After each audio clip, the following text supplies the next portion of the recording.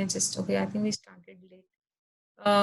You tell me, should I start with the last module for today, 8th one, or want to go for a break first?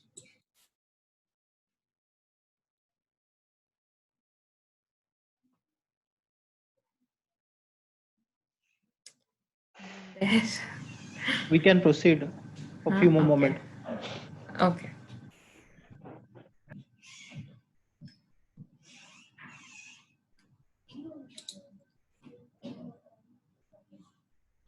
Okay. We will. Okay. And let me just start the new topic after break. I will show you if we are done with the replication. We are not yet done. Okay. Anyways, leave it. Okay. Let me save this.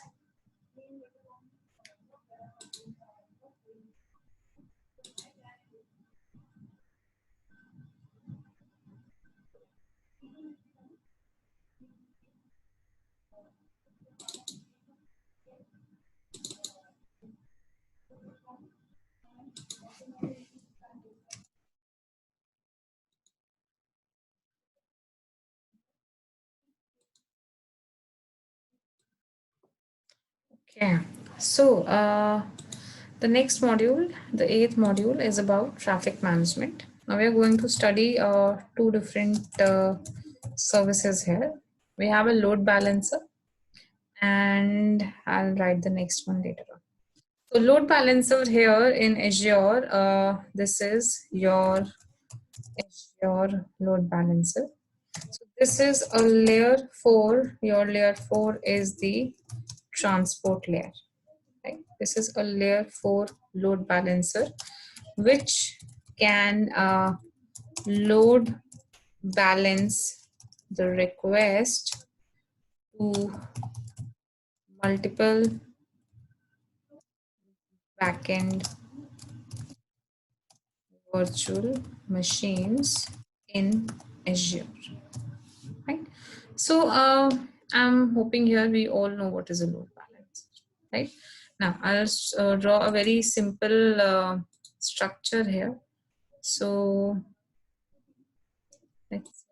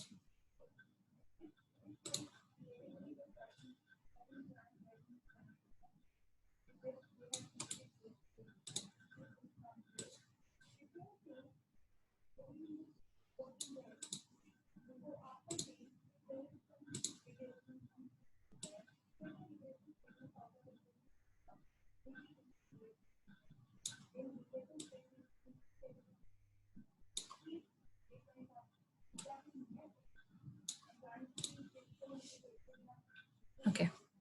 So what does load balancer does? So we have a request from a client, right?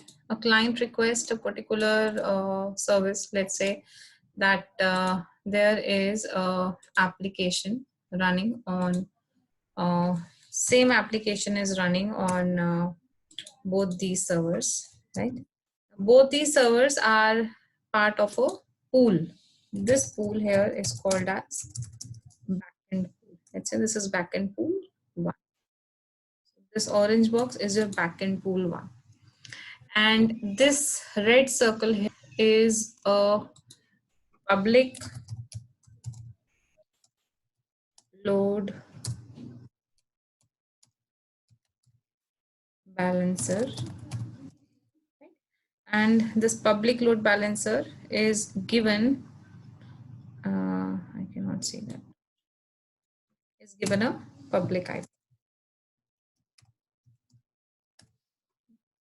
So now, whenever there is a client who will want to access the service of application 1, the client will always be redirected, or you can say he will hit the load balancer, and then it will be the responsibility of the load balancer to send the client to either of the two servers, right? So basically there'll be 100 requests, so the load balancer will load balance all the 100 requests to any of the two app servers, right?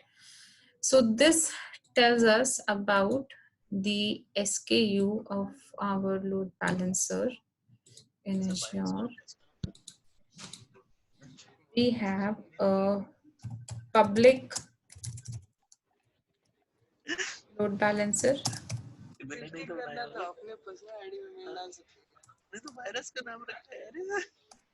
a public IP, and right, can and is reachable from internet.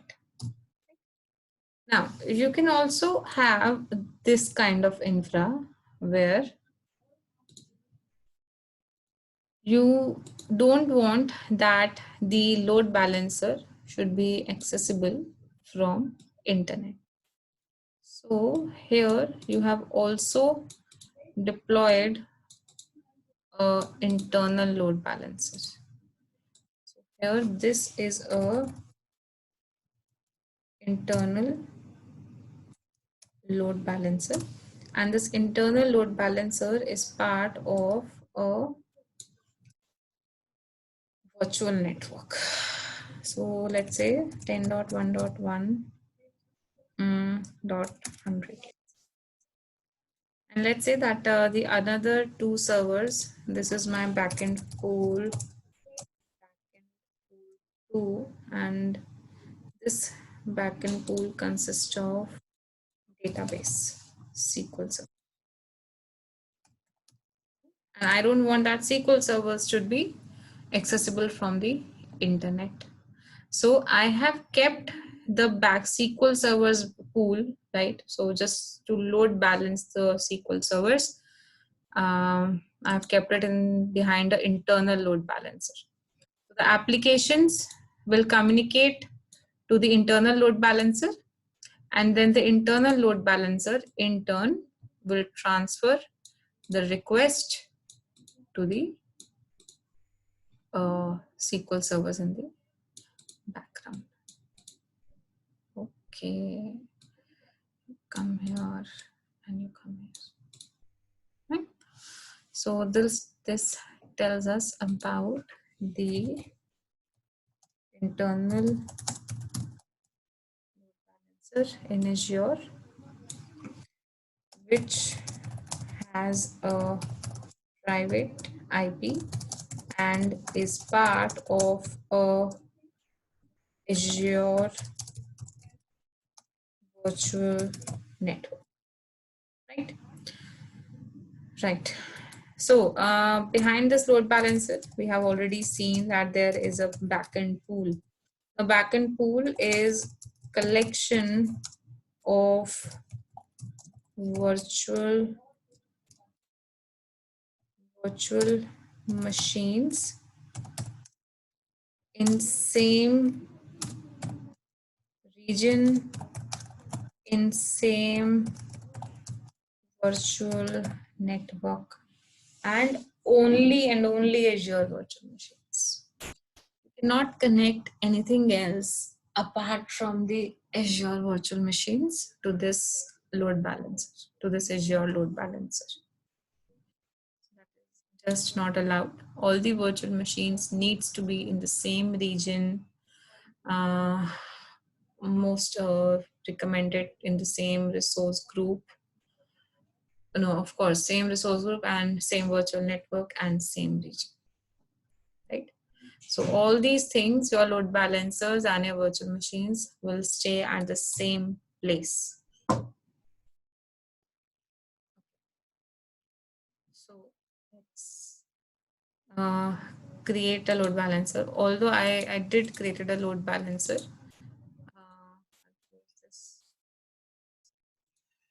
If you remember, I created a scale set uh, on Monday. With it, I created what did I create? Scale set, and with that there was a load balancer. Okay, one more thing.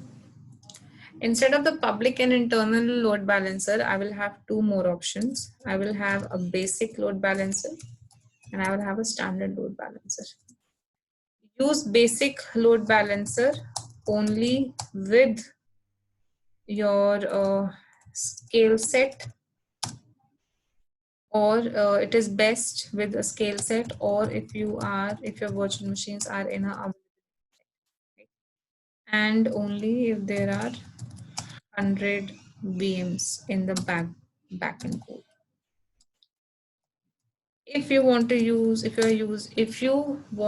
to attach individual virtual machines behind the backend in the backend pool, so use this individual VMs, and you can attach up to 1,000 VMs. Also, in case of standard, we will have the availability zone option, which is not present in basic one. It means that the standard load balancer will give you high availability. In case your one zone fails, you will have your service running in another zone, which is not present in the basic load balancer. So now what we will do, we will come and we'll create a load balancer.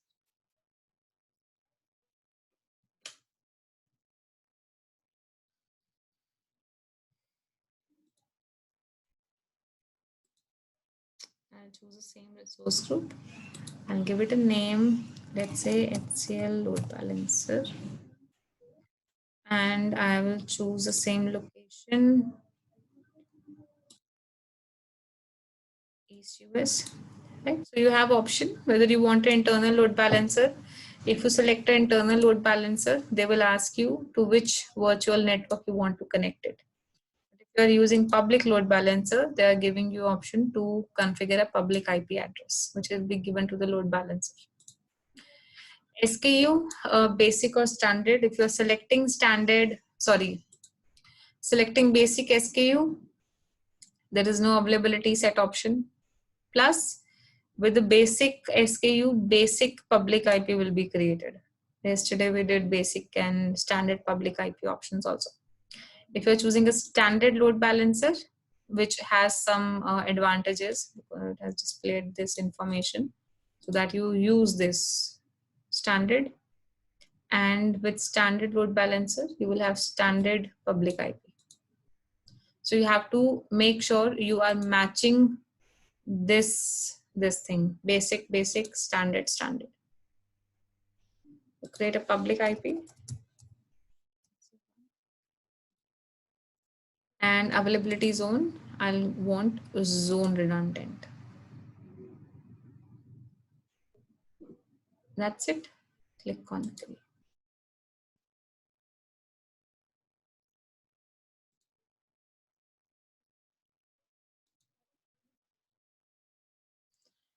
After you have created this, you will get a front end configuration. So your front end is actually your front end configuration will be your public IP.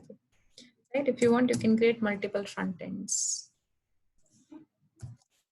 Can create multiple front ends. Let's say you are hosting multiple applications behind this load balancer.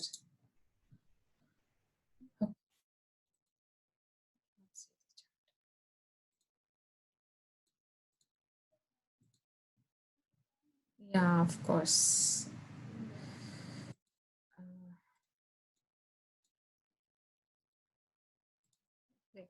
Let the load balancer be created, right? And let's go for a break for 10-15 minutes and then we'll be back. I hope that's fine.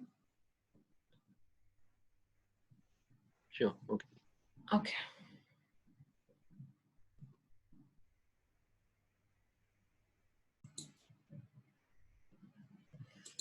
Okay. I'm hoping everyone is there.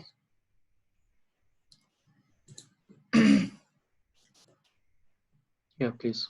Okay. So let's go to the load balancer. That is my load balancer. Now, since my load balancer has a public IP, right, and we also established this, I think on Monday when I created the skill set, that there is no need of having the public IPs on the virtual machine, right? Because if load balancer has a public IP, I can use that public IP to access the website or to access any server for that matter on the virtual machine in the background. So what will I do? I will dissociate the public IP on both the virtual machines which I have.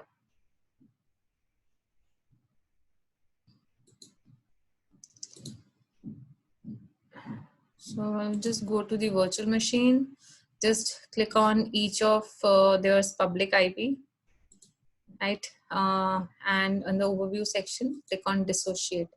So this will, you can say, unmap the public IP from the virtual machine.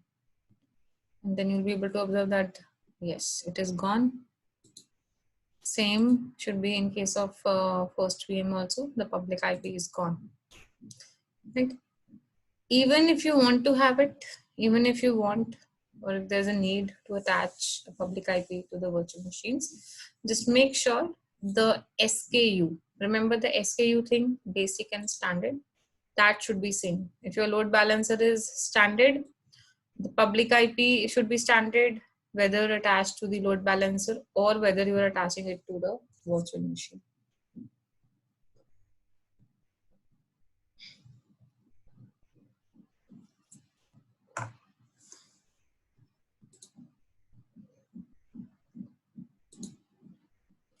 Now you will observe that there's a public IP given to the load balancer, this one. And let's come to the front end configuration. So you can observe the front end configuration is actually the public IP, the point where client will hit. So you can add multiple front ends. Let's say you are trying to run two different applications behind the load balance. Okay. So you can create a rule that if client hits on this load balancer, or sorry, this front end IP, he should go to these set of servers, and if he's trying to hit the another front end IP, he should go to the another set of backend. So you click on add, and if there's a requirement, you can add a second or how many you want load front ends. After the front end, we will create the backend pool. Click on add, and backend pool name will be pool 1. My virtual network is HCL VNet VM1, and I'm adding VM2. VM1 and VM2. Click on add.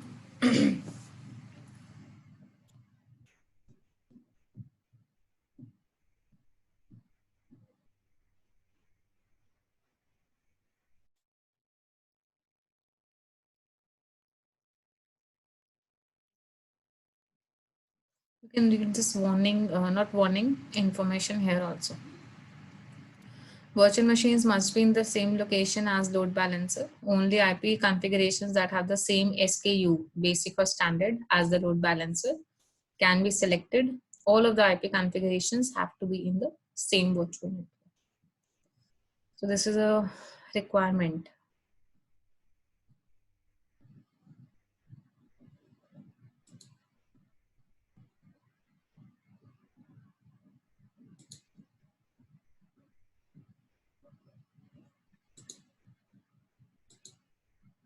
Okay. Come on.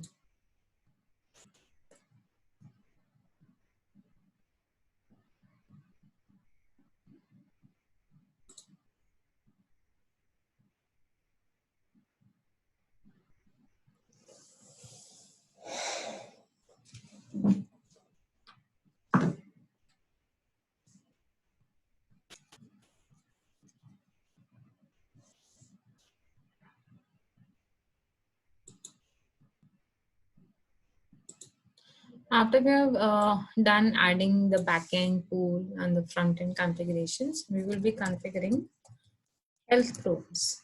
So health probes will check communication uh, with the backend pools and VMs, whether they are online or not, right?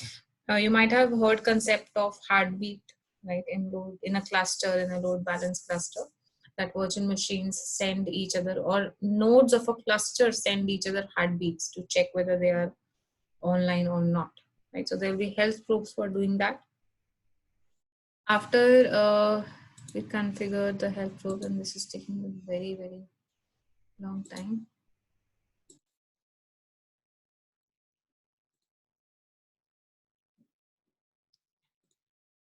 After the health probe, okay, let's see if we can sample the health probe.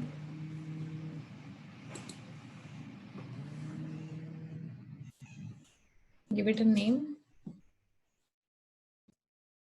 You can create a probe for every protocol or port number which you want to load balance or which you want to check. So protocol, port, path on the protocol, and after how many seconds will there be a signal, and after how many consecutive failures your node or backend machine will be considered as unhealthy. Now this is done, so click on OK. Right, if you create it without, like if the first task is not completed and you're trying to create a probe, it might fail, right? So make sure that you have completed the previous task before going on. One probe is okay. Now after creating the probe, we create load balancing rules, right? So now here you will configure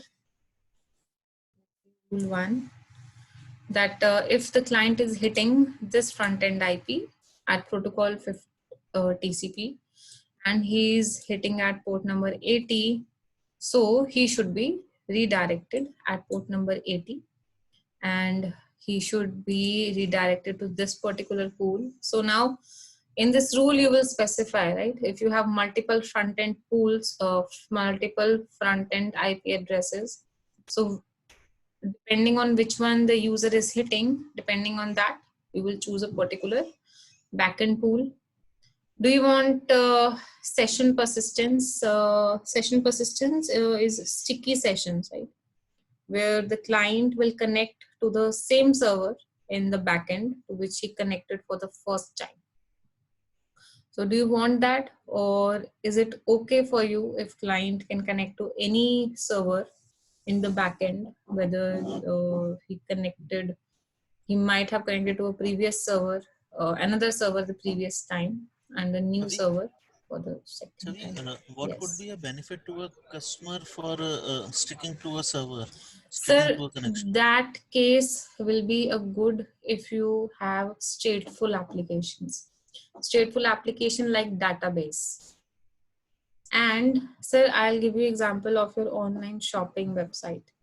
If you Yeah. have added something in your Amazon.com cart today, if you have not removed it or if you have not placed the order, you will be able to see that whenever you will log into the site to the online Yes. shopping, right? Yes. So because it is maintaining your state, right?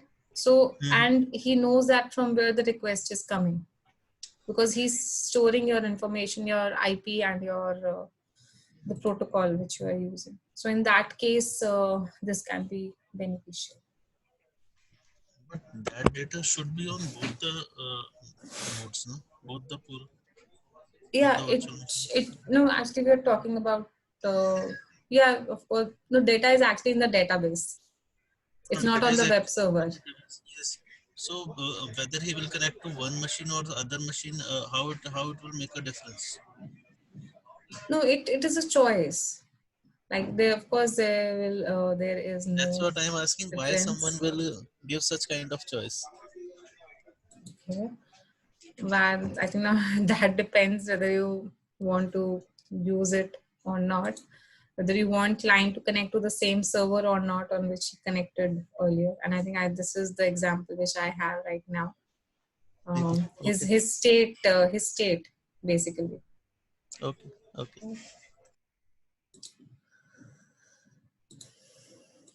Okay.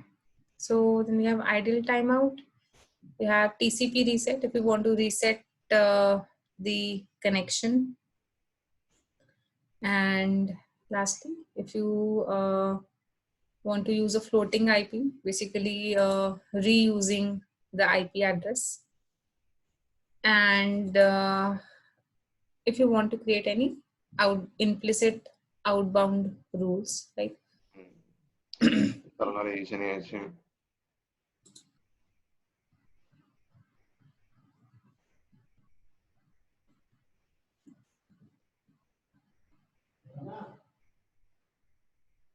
Okay. So after the health rules, we create the balancing rules, and we can create NAT rules. NAT rules will enable the client to connect to machines using different protocols.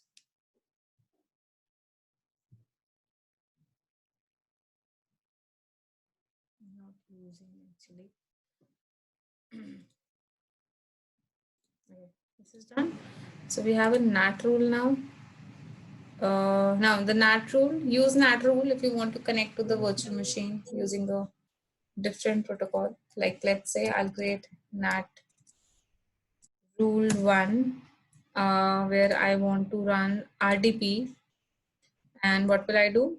So I want that whenever user tries to connect using the public IP at port number 50,000, he should be connected to VM1 whose IP address is this and map the port number 50,000 of the load balancer with 3389 of the virtual machine. This is a NAT rule. Right? We are creating a NAT rule here so that we can reuse the public IP of the load balancer to connect to multiple machines in the backend pool. Since none of the virtual machine has a public IP, they only have private IP, right? But I need a public endpoint to connect to them. So here will come the NAT rule in picture. And if they connect using port number 50,001, connect to the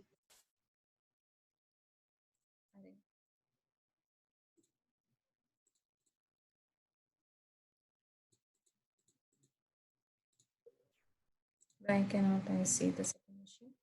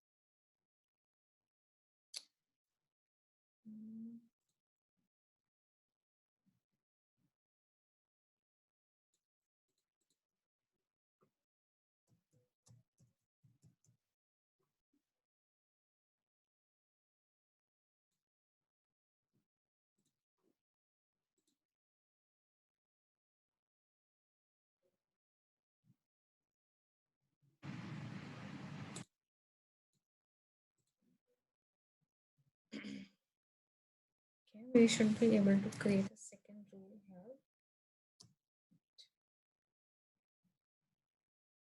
Let's see if the load balancing is working or not.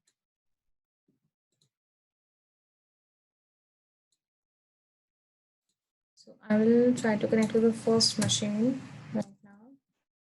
And I'll use the public IP of the load balancer, plus I'll use port number 50,000 as I specified in the NAT rule.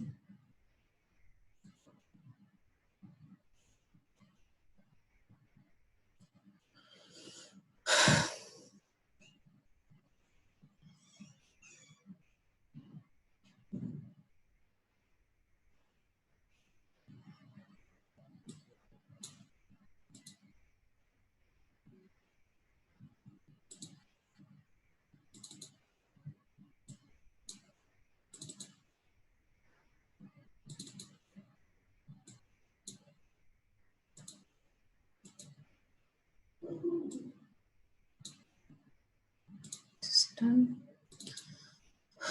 And just draw something out.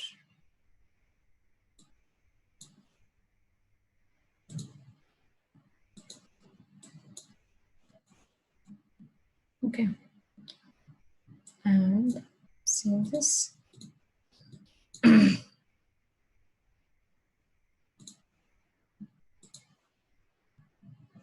Okay, I think we are done here. Now that's it. Just copy the public IP of the load balancer and paste.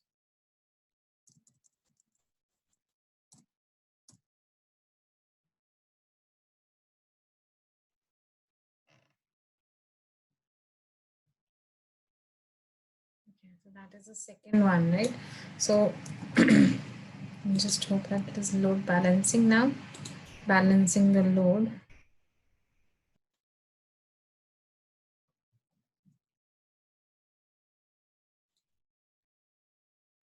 Okay. If anyone else wants to try and see what page are they getting?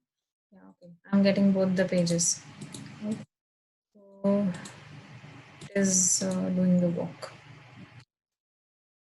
Okay, that was your load balancer, and you can use it to balance your network load, right? Whichever application you want. Okay. Then let's come on the next topic here.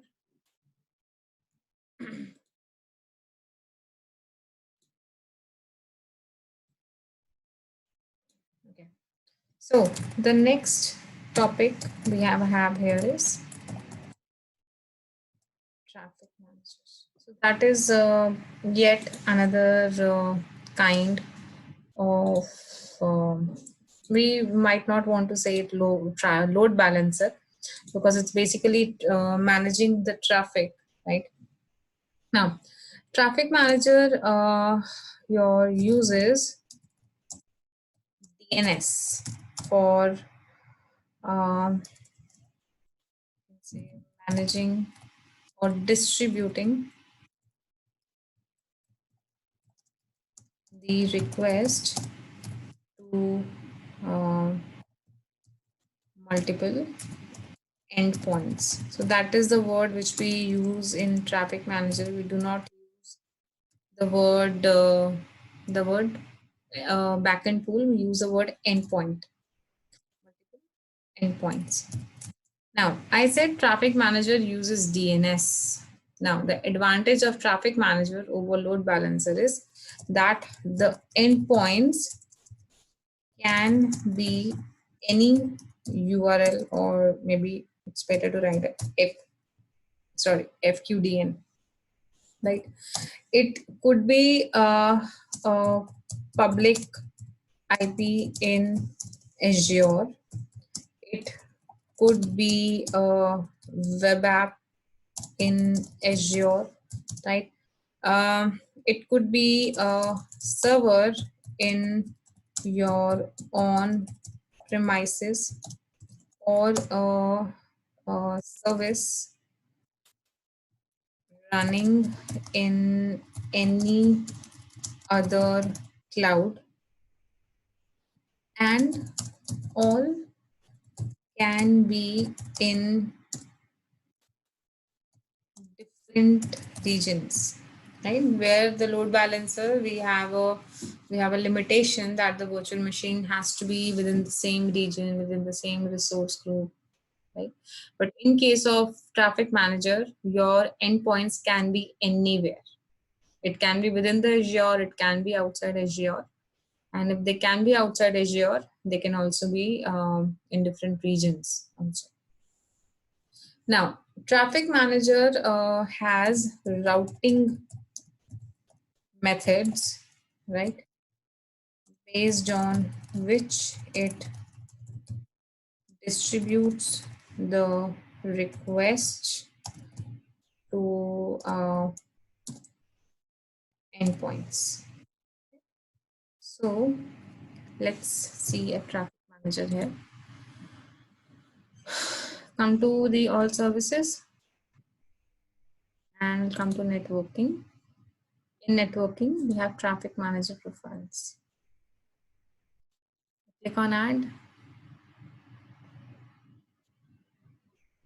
Right. Now, as I said, traffic manager works on DNS. So it uses the DNS name is there. So whatever we write here has to be unique. routing method. So what routing method you want to use? There are different routing methods. Like you have performance, which routes a request based on latency. So if you're getting a less latency from any other location, it is possible that you might get the request approved from there. Okay, no problem. That's all right.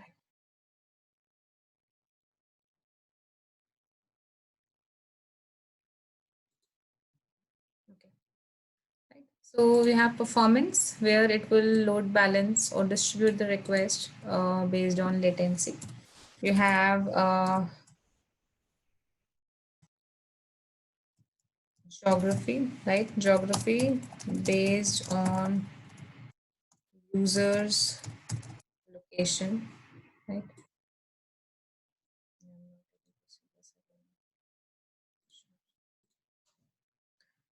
And we also have, what other option is there? We have priority, right? So one being the highest priority. So the request will always go there. Weighted, give a ratio like 50. 50 requests to one endpoint and 50 requests to another endpoint. That is how it will go. So these will be the main four options. Okay. Instead, you might have one or two more options, like you have a multi-value and subnet. Okay, we'll see subscription, resource group, and location east. Now, what we will do, we will create a app service here. Sorry. Now, come to app service. So just so that we can see whether this is working or not, we will create an app service and then we will try to, okay, select the resource group. You can select any other resource group also here if you want. Let me select the second. No, this is also mischievous. Select AZ-103, I think, which is in West US. Give a name to your web application. Website 1501. My code is running. Whatever you want. Let's say Tomcat 8.5. Linux, REST-OS.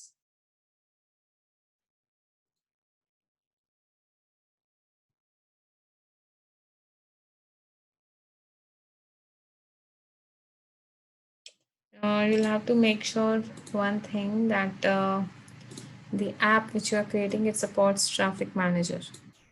Right? Different SKUs are there, and it is possible that or not all support traffic manager. You can apply. No monitoring needed.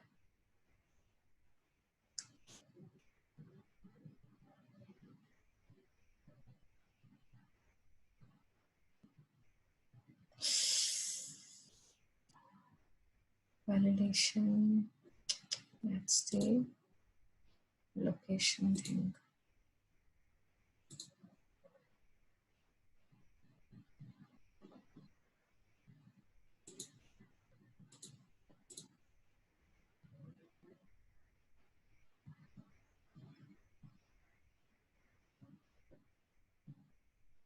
Okay. So I've done it in Central US now. Great. Okay. Now what we will do, let's come to the traffic manager profile which we created.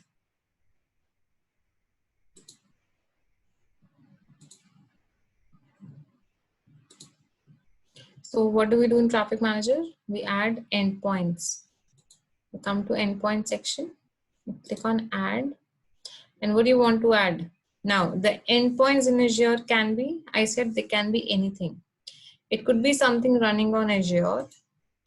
It could be now in case it is Azure endpoint, you have to specify the resource. Is it a cloud service or app service, which I just created right now? This is also app service, or is it a public IP in Azure? And when I select public IP, my public IP of my virtual machines will be visible here. And which one was the one which we just created? Can you tell me why only these two are available and why the rest of them are not available? The reason is that these public IPs does not have a DNS name configured, and Traffic Manager works on DNS. So what will we do now? Come to the load balancer which I created. What is the name of load balancer's public IP here? PIP LB1. So what will we do? We will come to the public IPs,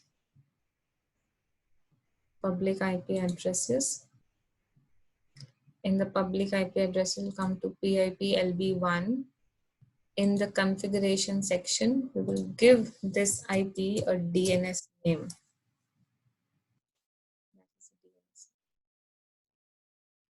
Click on save.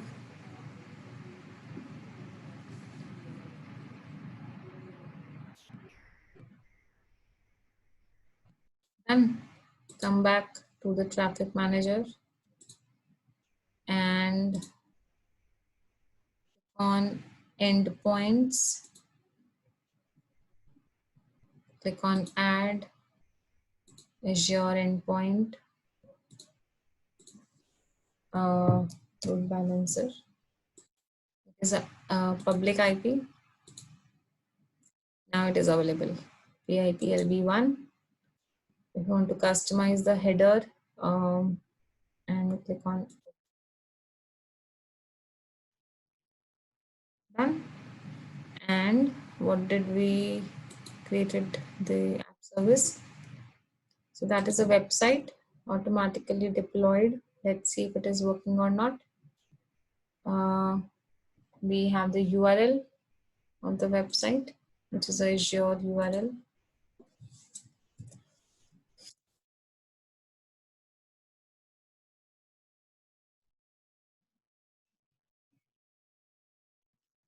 This is running. I used Tomcat. Okay. You can use any, right? I'm just for demonstration, I'm showing this. Now, come back to the Traffic Manager. Come to the endpoints. Click on add. I'll add another Azure endpoint, which is a web app service. Which app service? Website 1501. And click on it.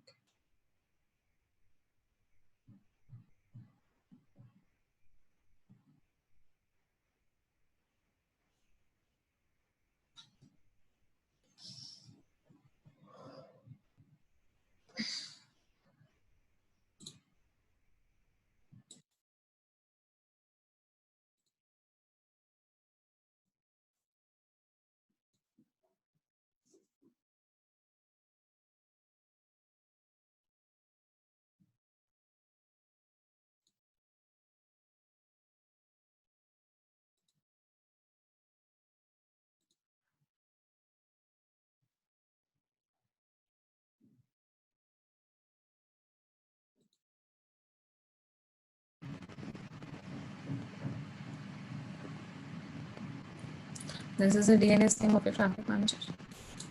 Let's copy this. Copied.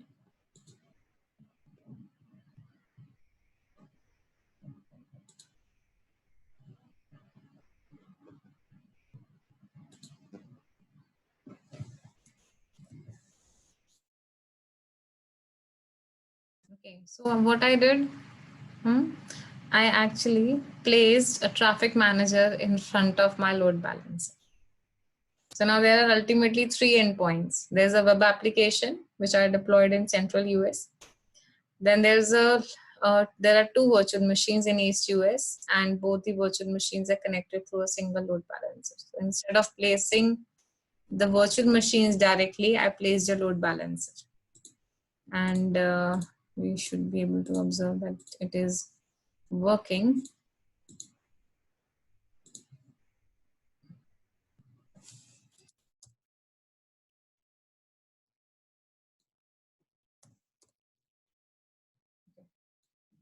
Let's do this. Come to the configuration. My routing method currently is performance, right?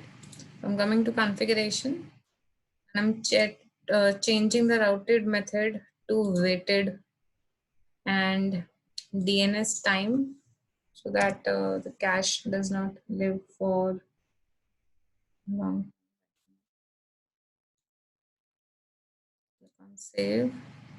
And now we will observe, since I changed the routing method, go back to the endpoints and observe that there's a weight given to them. Automatically 1 weight, basically 1:1.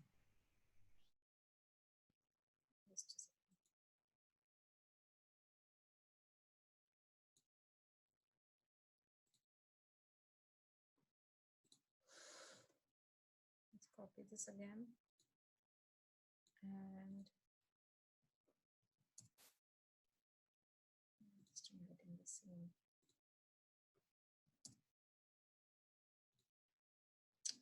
If someone else wants to try and see what page are they getting, I will be,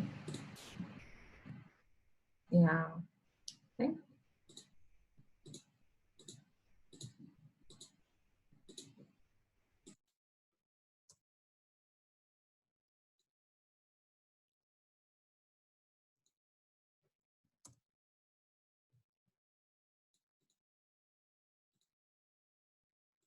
I'm sure if we'll do a few more times, you might get that another page also.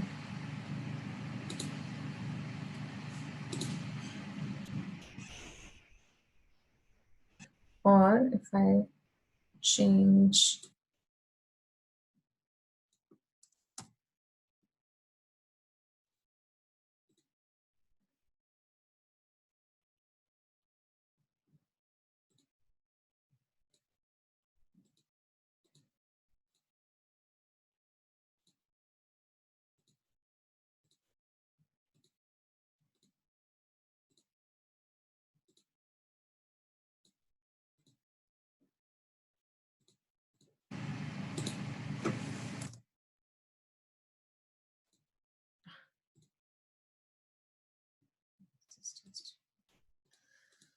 anyways, so you can configure whatever type of configuration you want. And if you want to add external endpoints, we can add external endpoints also. That's it. That was your network traffic management. Okay, we have one more thing here. Here we have routing. Okay, so when I was doing not traffic manager, what was I doing? Uh, Network watcher. We saw that the system routes option was there. So in Azure, we can see by default everything is using the system route. Right? By default, Azure has a routing table and it has configured everything. But let's say we want to create a customized one. Let's say when we are configuring a VPN from on-premises to Azure, so we might want the packets to take a different path, right? Maybe you want to redirect all the packets from Azure to on-premises first and then go to the internet or something like that. So we can create customized route tables. And where do we apply it? Give it a name, route table 1, source group, and location, and do you want network route propagation?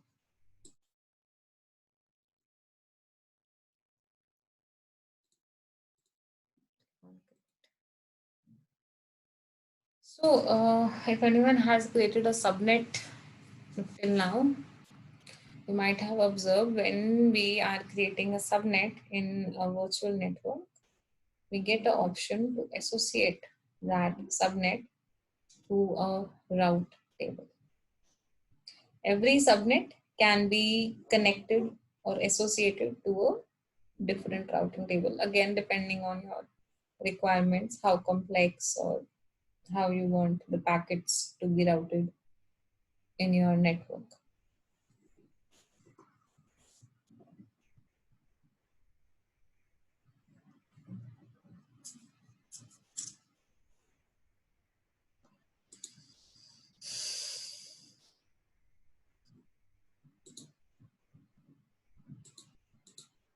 Okay, I'm assuming here people, of course, definitely know what are routing tables and what are routes in a routing table. Yes. Yeah, of course.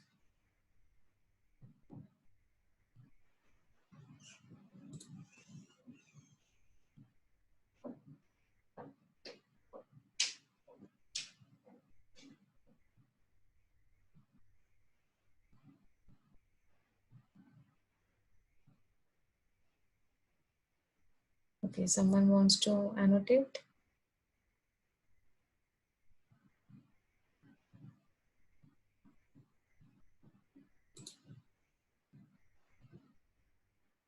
Someone wants to draw something here? So do you want to explain about routing table or? I am, it is creating. I'm Okay, waiting okay. for it to Oh, okay. finish. I just created a routing table. I just want to show you, of course, you might already know how to do it. So we just create a routing table and we create routes in a routing table, right? By default, system routes are used, whether it is a virtual machine or it is your VPN connections. By default, the default table is used by Azure.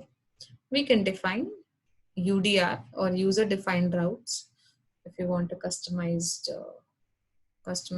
path. Right?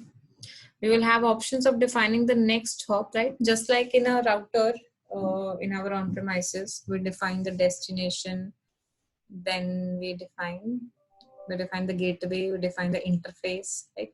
We have to define the next hop here. Instead of the gateway, we define next hop. So the next hop can be anything. It could be a gateway in Azure, it could be a virtual network or internet or a virtual appliance in Azure. Chabi, So, I have a question like in infrastructure as a service model. hmm, So whether Microsoft will going to manage, let's say, if a data center is migrated, so for the network part, like from like data center to the Azure, like traditional data center to the Azure infrastructure. So hmm. that connectivity is also managed by Microsoft only, or how, or they Sir, have tie up with some service provider? sir, we did VPN yesterday. Yep. You will use that. Can use that, right? So no, I'm just wondering, like, let's say if I have a data center in Gurgaon, Right. so the connectivity part, like they must be some like physical fiber optic, the cable that's I'm talking about. Whether Sir, they do have any you time. want to use Express route? Express route was a dedicated wire going from your office to Azure's office or your company, your data center to Azure's data center. VPN is a virtual tunnel, right? So what do you want a fiber cable? Do you want a WAN link going So from your office to Azure's data so center? yeah, that's what I. So who is Yes. responsible for managing that? Let's say So if there will be a service provider, the one which you were talking about. so. Okay, so that means Microsoft will tie up with some service provider in the Yes, local region. Yeah. we already have tie-up. We have Vodafone, we have Airtel, Vodafone, right? Um, Express, and we also have Tata Communications, Express Route, service providers. Right? In Chennai, in Mumbai, we have Tata Communications, then right, Chennai to Mumbai, Mumbai to, and when you scroll down, you will find Airtel here, which is present in Chennai and Mumbai. You will have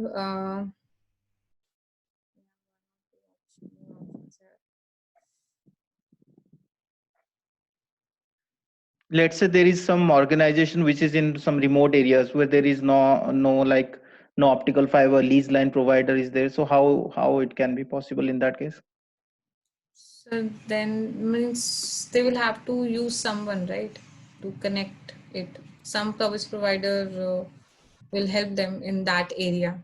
So like let's say from Delhi to Microsoft, whichever the nearest, maybe they can use CDN in that case.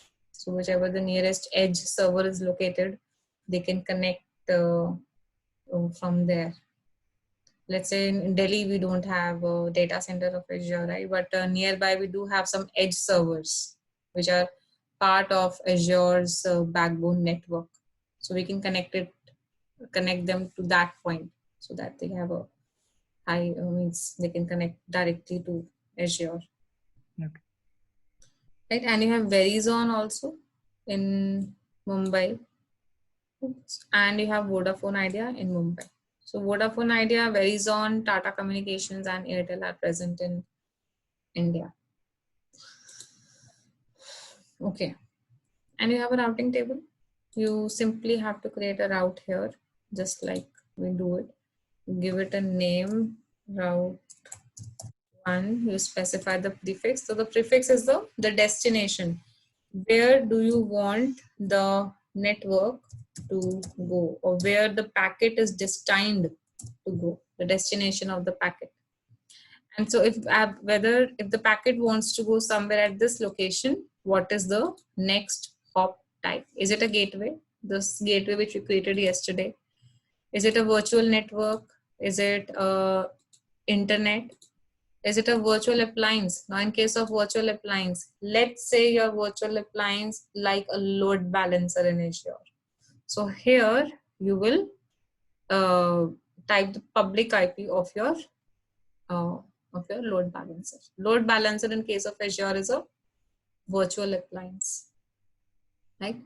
So this is how we are going to create a route. For now, let me create a simple internet and okay.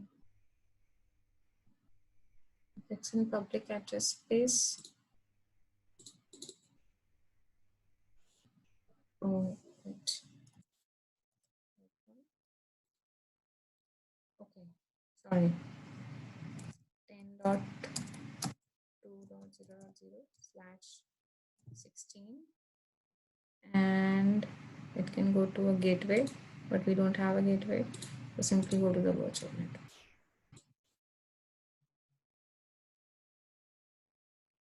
And then what do? We associate this route table, right? The entire route table is going to connect or associated. You have subnets and you associate it to a subnet. You do it either from the routing tables directly, or you go to the virtual network, go to the subnets, whichever subnet you have created, or to whichever subnet you want to associate it. And you can see there is an option of routing table RT01. And you save this, right? So you can create user-defined routes if you want that. The steps, creating a custom route, and then associating the route to the subnet. And I'm hoping we are clear with the load balancer, public load balancer, internal with a private IP, We have SKUs, basic and standard. Backend pools, basic and standard SKU have different backend pools. Then we created load balancer rules. Okay, that is again your session persistence, right? Health probes, and finally we have traffic managers. So allows distribution of the traffic to different endpoints all over the globe. Now different types of routing was there. Priority routing, where every endpoint will be given some sort of priority, and depending on the priority, the connection will be established with a particular endpoint. Or you can use performance, where connection will be established based on the latency. So there's a less latency under a particular endpoint, so the connection will be that. And then there is an option here which we did not discussed. To all services, traffic managers. Come to endpoints. Click on add. I explained to Azure endpoint. There were two other options: external endpoint and nested endpoint. External endpoint means anything on internet. So you just mention a FQDN of that, the FQDN of that service, right? So it could be a service running in your on-premises or in another cloud, or the IP address. Also, there's an option of nested endpoint. Nested endpoint is traffic manager inside a traffic manager. Right? Now, what kind of scenario they have created here is, this is the first traffic manager, this one. Under this traffic manager, they have three endpoints, 1, 2, and 3. The first endpoint is for Germany. Now, since this is geographic routing, and the request will be handled based on the location of the user. If the request is coming from Germany, the user will be redirected to Germany. If the request is coming from Mexico or Asia, the request will be redirected to the second endpoint.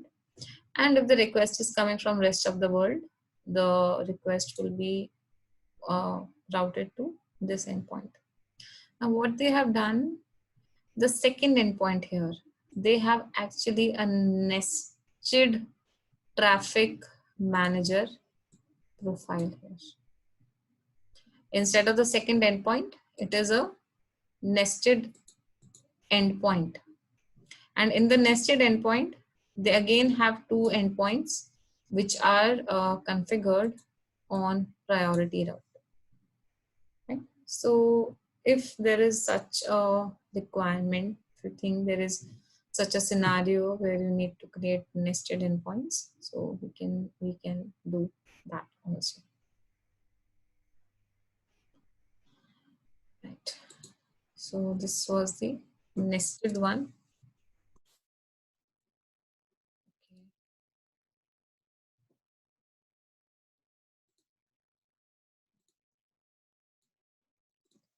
Geographic, we have weighted routing, which we saw, and that's, you can configure the DNS TTL time, how often the DNS entries will be queried, and you can disable the profiles, right? If you want to enable or disable the profiles or disable entire traffic manager, you can do that. Endpoints, and that is a difference. I might have discussed that. Load balancer is layer 4. Traffic manager is particularly DNS. Load balancer can load balance any protocol, but traffic manager any HTTP or HTTPS endpoint. In case of load balancer, we can have only virtual machines and cloud services. In case of endpoints, cloud services are services there in the classic model. We do have them now also, but a bit rarely used. In case of traffic manager, it could be any service, it should just have a DNS name. Network connectivity, load balancer can be both internet facing and internal. We have internal load balancer. And traffic manager is completely internet facing.